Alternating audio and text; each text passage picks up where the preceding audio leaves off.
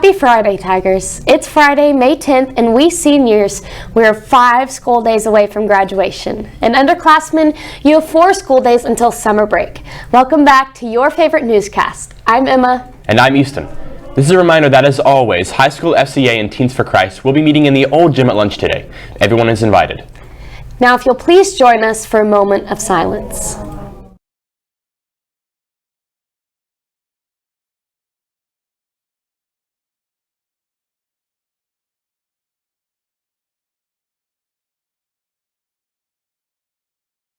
Would you please stand for our Pledge of Allegiance to the American flag?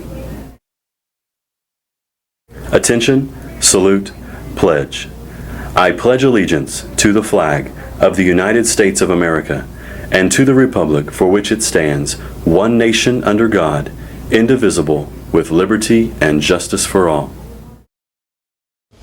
This broadcast is brought to you by Local Bank, Trucks for You, American Legion Frank Glad Post Number 20, Armstrong Bank, Bravado Wireless, Cornerstone Funeral Home and Crematory, Fort Gibson Education Foundation, Keith Hardware and Supply, Renfro Electric, Somax School of Music, Jeff Walker at Edward Jones, Max Drive-In, Tiger's Den, Burrow Post Frame Supply, Dr. Coy and Dr. Kimberly Durasset, G&H Outdoor Services, Green Country Lanes and Muskogee Skate Center, Michelle Mackey at Chenoweth and Cohen, New Direction Dental and Sleep Care, Simple Simon's Pizza, Sticks 4 Mile Stop, and Sticks Fort Quick Stop.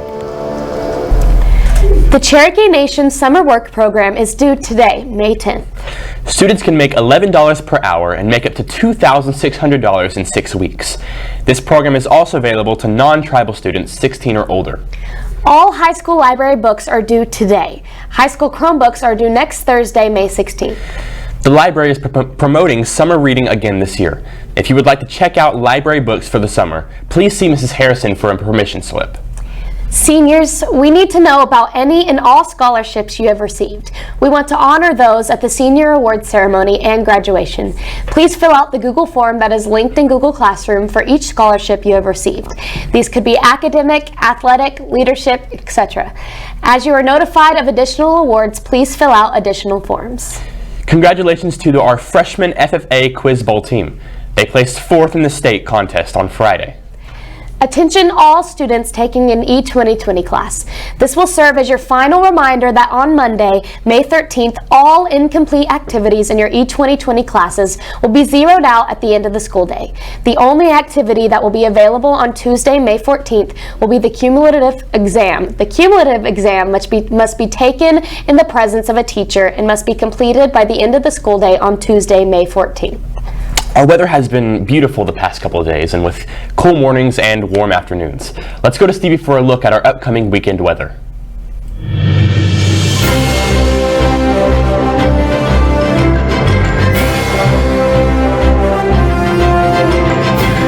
After nearly a week of rain, storms, and near tornadoes, we'll have a perfect Friday with highs in the mid-70s, and this weekend a little warmer, and the highs to the upper 70s and 80.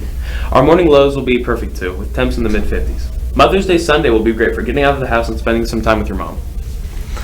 For the last week of school, the rain and storms make their way back to our area. Morning lows around 60 and the highs around 80 each day. Next, News on 6 for this week's weather graphic, and we'll be right back after a short word from one of our sponsors and a report from Tai and Avery.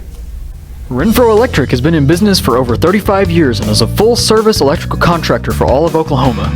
We are able to serve our customers with superior craftsmanship and top-notch service. With over 40 employees and a bonding capacity in excess of $6 million, we can handle those larger jobs but are still small enough to provide the personal service our customers have come to expect. For any electrical needs, give us a call at 918-687-7535.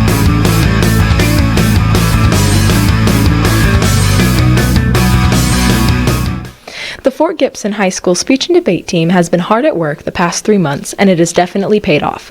6 students qualified for the National Speech and Debate Association's district tournaments, and all 6 are now going to the national tournament in Des Moines, Iowa in June. On the OSSA track, 10 students qualified for 20 events in the OSSA Regional Speech and Debate Tournament, and 18 of those events qualified for the state tournament. I got the opportunity to speak with some of our school's performers and get a deeper understanding of what speech and debate means to them. What does speech and debate mean to you? I would say it's definitely a place where you can express yourself, and you're never judged for it. That's probably the beauty of speech and debate, in my opinion. A big part of speech and debate is confidence, so it's important to be confident. So if you want to join, you might not start with confidence, but throughout you will gain confidence. To me, speech and debate is like being in a family. I consider myself to be really close with a lot of the team members, and it's just a really nice experience. The state tournament will take place in April, and the national tournament will take place in Iowa in June. I am excited to compete at both of these tournaments. This is Tai, reporting for TigerVision News. Hey Tigers, let's see what's happening in the fort and around the world. In the fort, our very own Katie Smith brought home the gold medal from the state track meet this past Saturday in the 100-meter hurdles. Congrats to Katie and to Coach Bethel, Coach Whiteley, and Coach Anderson. In the state, the governor of Oklahoma has declared a state emergency for Osage County, where an EF4 tornado touched roughly around 40 miles of Tulsa overnight on Monday. By Tuesday morning, the towns of Bartlesville and Barnsdall were grappling with the devastation, as this comes just weeks after an EF1 tornado touched in the same vicinity. In the nation, Mother's Day is this Sunday, and the celebration of Mother's Day will take place throughout the country. Mother's Day began in 1907 and was named a national holiday in 1914 by U.S. President Woodrow Wilson. Happy Mother's Day, Mom. In world news, King Charles III, who is being treated for an unspecified cancer, returns to public duties on Tuesday with his first official engagement since his diagnosis, after his doctors were said to be very encouraged by his progress. The 75-year-old monarch revealed that he was battling cancer early in February and is continuing his treatment as he restarts his public-facing engagements. We'll be right back after a word from one of our sponsors. What happens when you bank local? Our businesses grow. Our schools get more funding.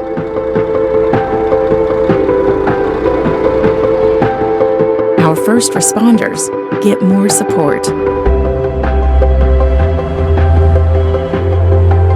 Our families flourish. Our community thrives.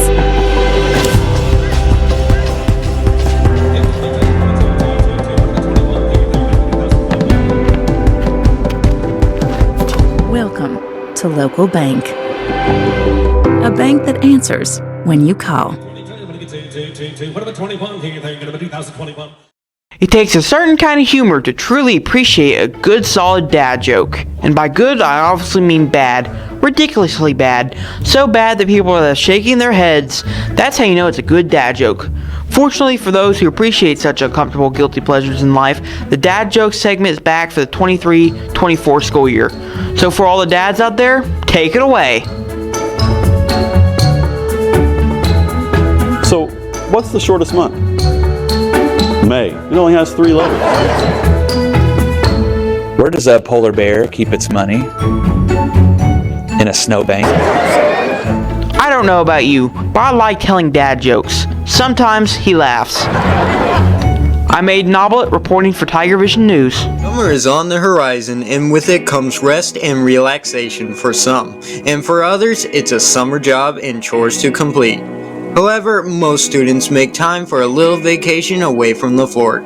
So Tigers, I ask you, what's your plans for summer? My summer plans are, in June, I'm going to be going to Branson, and June 18th, I'm going to Michigan to see my dad, and then I'm going to Florida with my dad and my sister to see my grandpa. My summer plans are me and my family are gonna go visit New York to see my sister Sylvia and hopefully have fun and explore the city. What are my summer plans? My summer plans are I'm gonna go to Kansas to visit my grandma, and then I might go to my uncle's sometime, and sometime before school ends I'm gonna go to Branson and go to Silver Dollar City, ride some roller coasters, and then maybe go home after the end of school is over. I'm not gonna be here at the last day of school. I'm just gonna be at Branson, just riding roller coasters and having fun with my family. My summer plans are to chill outside and listen to music without the thought of work. This is Trey signing off for the 2023-24 newscast. Thanks for that story on summer plans. Sounds exciting. And now it's time for On This Day in History. On this day in 1429, largely due to the efforts of Joan of Arc, English troops ended their siege on the French city of Orleans, which was the military turning point of the 100 Years' War between France and England. On this day in 1846, U.S. troops under Zachary Taylor defeated a Mexican force under General Mariano Arista in the Battle of Palo Alto, the first clash of the Mexican-American War, which lasted until 1848. On this day in 1864, during the American Civil War, the Union forces of Lieutenant General Ulysses S. Grant engaged the Confederate troops of General Robert E. Lee at Spotsylvania Courthouse, Virginia. On this day in 1886, American pharmacist John S. Pemberton developed Coca-Cola, a drink he originally billed as a cure-all tonic. On this day in 1902, Mount Pelée on Martinique erupted, destroying the port of Saint Pierre and killing approximately 30,000 people, 15% of the island's population. On this day in 1945, following Germany's unconditional surrender, World War II in Europe officially ended at midnight on this day in 1945, although the war in the Pacific continued until the Japanese surrender in September. On this day in 1970, a month after Paul McCartney announced that he had left the Beatles, the British rock group released Let It Be, their last original studio album to hit the record shops. On this day in 1980, following a global vaccination program, the World Health Organization officially declared that smallpox was eradicated. For centuries, the acute infectious disease was one of the world's most dreaded plagues. Easton, it seems that history has the ability to build empathy, helping us appreciate cultures, ideas, and traditions that are not our own. I agree. So on this day in 2024, as a Fort Gibson Tiger, remember that the past is our heritage, the present our responsibility, and the future a challenge. And now to Coach London and Mr. Wicks for the final Tiger Sports Update of the year.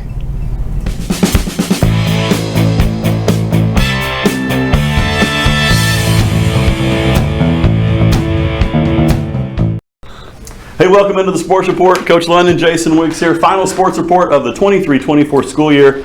How fast was that? Well, it's really fast, you know, and it gets faster the older I get. So ooh, that's really fast, people. Hey, congratulations to Cooper Crawley. Went to individual state golf tournament this past Monday and Tuesday, and at Shangri-La, I don't know if you can have a bad day. I can have a bad day at Shangri-La, but I'm sure I've had a bad day there, but it's sure fun to be there. And I know it's fun for Cooper, shooting 79 first day. On the first round, lower 80s on his next two rounds. He did a really good job. Anytime you're at state, you've had a successful season. So congratulations to Coop and Coach Shelton. And he's only a junior, so he'll be back. He'll be back. Girls soccer finished their season last Friday night hosting the Chickasha Lady Fighting Chicks. They fell on a heartbreaker 2-1. Great crowd, big time game. Tremendous great atmosphere. Yeah. You know, when you get to this level, everybody's good, and Chickasha did a good job. We jumped out 1-0 on them, and then it kind of just went against us. But yeah, it was a good game, and like you said, our old girls fought hard, and the atmosphere was tremendous. It was a great place. The drum line was out, the color guard was out. You know, we're playing the music. It was raucous. It was fun. Yeah, it was fun. So congratulations to Coach Whitehead, all the coaches and the ladies there. On the girls' soccer side. The boys' soccer defeated the Bethany Broncos, who originally had beat us earlier in the season, I believe. Yep. We beat them 3-0 last Friday night. Yeah, we put the hurt on them. There ain't no doubt. We jumped out 3-0 on them really quick before they knew what happened, and then we just defended the rest of the night. They couldn't score, and our guys, they've gotten better all year. Right. We played a really tough schedule early, took a few losses, and then it's paid off because they just kept fighting. And here we are in the regional championship, and we beat Bethany, a team that beat us, and so now we're regional champions. So that's pretty cool. Congratulations to the guys. Then they traveled this past Tuesday to Clinton to take on the Red Tornadoes. They lost a game that was right down to like the last 3.5 minutes, 3 minutes and 11 seconds, I think, when they finally scored the winning goal 3-2. And but we fell to the three-time defending champions. Three time, and so they're really good, and our guys played really well. We're up 2-1 late. It just, it kind of fell apart there at the end. But man, our guys really represented, played well, played tough. Really proud of them, and I know it's a heartbreaking loss. It always is on that last game, but you know, what a tremendous year for them and the improvement. You know, Coach Kobler and his boys and Coach Brown, the way they came back, really good all year. It was a great game, great season to all you guys out there. Both squads were the state academic champions. Yeah. That's pretty big time. Yeah, that is big time, and you know, taking care of business on the field's one thing, but taking care of business in the classroom is another, and to be the top GPA team-wise in all 4A girls and all 4A boys, that's something to be very proud of. Yeah, and I know Coach Whitehead's proud. I know I talked to Coach Friend a little bit. He's pretty pumped. That was one of the things he's been trying to do for years, and finally got that. Yeah, so, you know, kudos. Not that they had a lot to do with it. No. But congratulations to them as well, and great job to all of those players. Right. And on the track side of things, we had a first ever. Yeah, we believe that's the truth. We had an individual state champion in track, Katie Smith, in the 100-meter hurdles. Man, it was pretty cool. And I saw a little video afterwards. She was by far way out. Yeah, she you know, about the third hurdle, she takes the lead, and then it's just like, don't blow it, because you got it.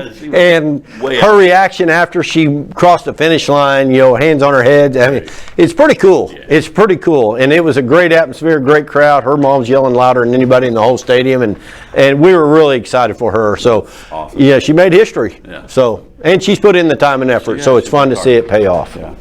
So congratulations, Katie, and all the tracksters over there at the state meet. Anything else we got going on in the sports world? I think that's it. We're wrapping it up this year. This is it. Appreciate you all year. Well, it's been fun. I felt like my best performance was about 2 weeks ago. Yeah. So, all right, we're gonna send it back to the news desk. Thanks, Coach London and Mr. Wicks. And thanks for watching this week's episode. I'm Easton. And I'm Emma.